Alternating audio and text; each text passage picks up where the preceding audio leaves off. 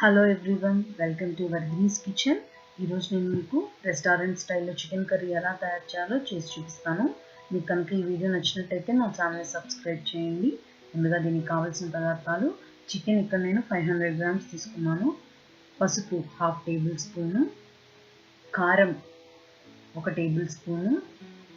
ఇప్పుడు మనం మసాలా పేస్ట్ కోసం 3 టేబుల్ స్పూన్లు ధనియాలు, చెక్క, లవంగం, ఎండు కొబ్బరి తీసుకోవాలి.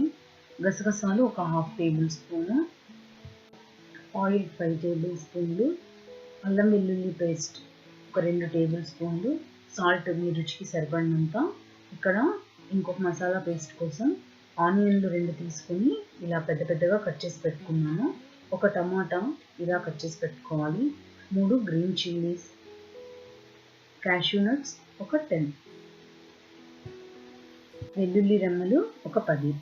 ఇప్పుడు మనం ముందుగా ఒక కడాయి పెట్టుకొని అది వేడయ్యాక ధనియాలు, లవంగం, చెక్క అన్నీ వేసి స్లైట్గా ఒక 1/2 మినిట్ కలర్ చేంజ్ అయ్యే వరకు వేయించాలి. ఇక్కడ చూడండి, కొంచెం కలర్ చేంజ్ అయ్యాయి. ఇప్పుడు గసగసాలు వేసుకొని వెంటనే మనం స్టవ్ ఆఫ్ చేసుకోవాలి. దీంట్లోనే ఎండు కొబ్బరి, తెల్లగడ్డ కూడా వేసి మనం ఒక పేస్ట్ లాగా తయారు చేసి పక్కన పెట్టుకున్నాము. ఇది చల్లారాక మిక్సీకి పట్టుకొని పక్కన పెట్టుకోవాలి. ఇప్పుడు అదే కడాయిలో 1 టేబుల్ స్పూన్ ఆయిల్ యాడ్ చేసి అందులో మనం పచ్చిమిర్చి, కట్ చేసి పెట్టుకున్న ఆనియన్స్, జీడిపప్పు, టమాటా అన్నీ కూడా వేసి బాగా ఫ్రై చేసుకోవాలి.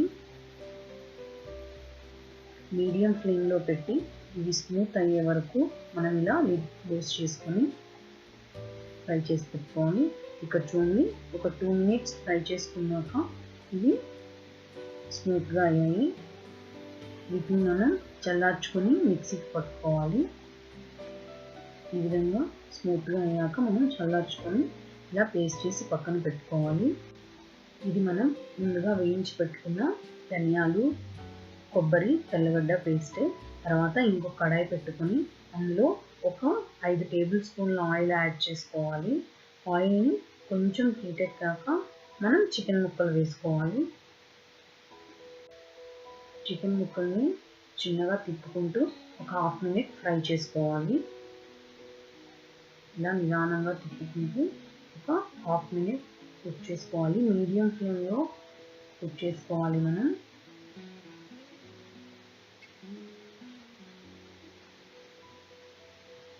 ఒక 1/2 మినిట్ తర్వాత దీంట్లో 1 టేబుల్ స్పూన్ సాల్ట్,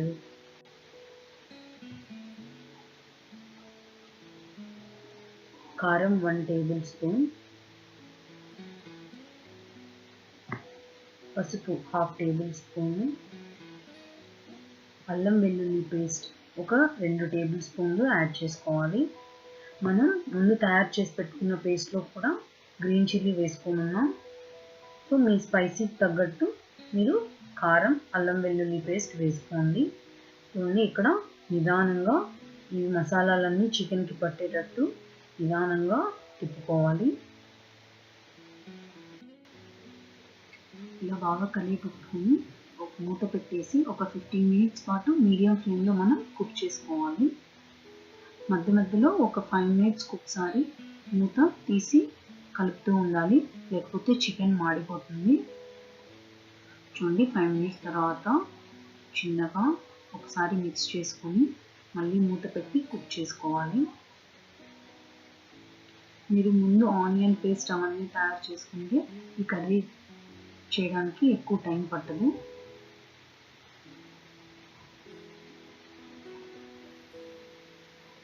ఒక 15 మినిట్స్ తర్వాత చికెన్ ఒక 50% కుక్ అయిపోతుంది.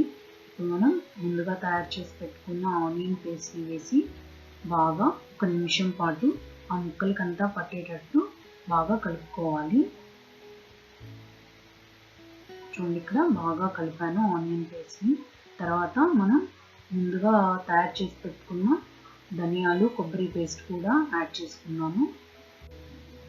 ఈ 2 పేస్ట్లు బాగా ముక్కలకి పట్టేటట్టు కలుపుకొని మనకి తగినంత నీళ్ళు పోసుకొని మన గ్రేవీ కన్సిస్టెన్సీని బట్టి వాటర్ యాడ్ చేసుకోవాలి. చూడండి ఇక్కడ 2 పేస్ట్లు వేసి బాగా కలియబెట్టుకోవాలి. బాగా కలుపుకున్న తర్వాత నేను ఇక్కడ 1 గ్లాస్ వాటర్ యాడ్ చేసుకున్నాను. ఇదంతా ఒకసారి బాగా మిక్స్ చేసుకొని మూత పెట్టేసి మనం ఒక 15 మినిట్స్ పాటు ఒక లో ఫ్లేమ్లో కుక్ చేసుకోవాలి. అప్పుడు ఈ ముక్కలకి ఆ పేస్ట్ అంతా మసాలా అంతా బాగా పడుతుంది. ఇక్కడ ఒక 15 మినిట్స్ తర్వాత మూత తెరిచి చూస్తే ఆయిల్ అంతా సపరేట్ అయిపోతుంది. చూడండి ఇక్కడ చికెన్ కూడా బాగా కుక్ అయిపోయింది. ఇప్పుడు నేను కొత్తిమీర ఆకులు వేసుకొని గార్నిష్ చేసుకోవాలి.